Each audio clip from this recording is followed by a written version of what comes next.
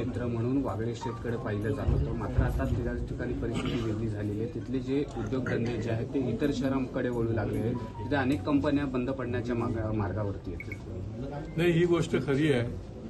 केवळ मराठीचा आपण बोलबाला केवळ करून चालत नाही, तर मराठी उद्योजकांना पण आपण ताकद द्यायला पाहिजे। मराठी तरुणांना देखील आपण काम रिकाम्या हाताला काम द्यायला पाहिजे। आणि वागळे स्टेटमध्ये अनेक उद्योग जे आहेत, जर त्याचं स्टॅटिस्टिक्स आपण बघितलं तर एक काळ हा ठाणे शहराच्या भोवती सोन्याचा धूर येत होता। मग ती बेलापूर पट्टी असेल किंवा वागळे इस्टेट असेल।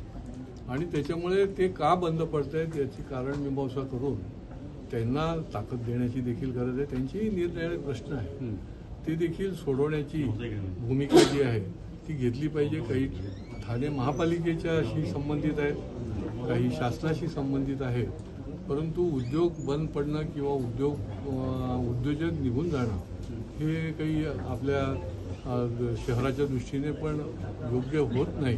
त्याला जास्तीत जास्त ज्या योजना आहेत केंद्र सरकारच्या, राज्य सरकारच्या, त्या योजनांचा त्यांना तो लाभ करून त्या प्रकारे ते उद्योग जे आहेत ते इथेच राहतील अशा पद्धतीची भूमिका जी आहे ती घेणं आवश्यक आहे। भाजप नेहमी पारदर्शक कारभार याबाबत बोलत असतं, पण ठाणे महानगरपालिकाच्या बाजूचे कल्याण नवी असेल, नवी मुंबई असेल, त्याच पद्धतीनं मुंबई महानगर असेल, या सर्व महानगरपालिकांमध्ये जी महासभा होते त्या महासभेचं काही आक्षेपण दिलं जातं किंवा तिथे पत्रकारांना व्हिडिओ रेकॉर्डिंग करायला परवानगी दिली जाते, पण ठाणे महानगरपालिका दिली जात नाही। अनेक वेळा मागणी झालेली आहे, मागे देखील आपण यावर बोलला होता।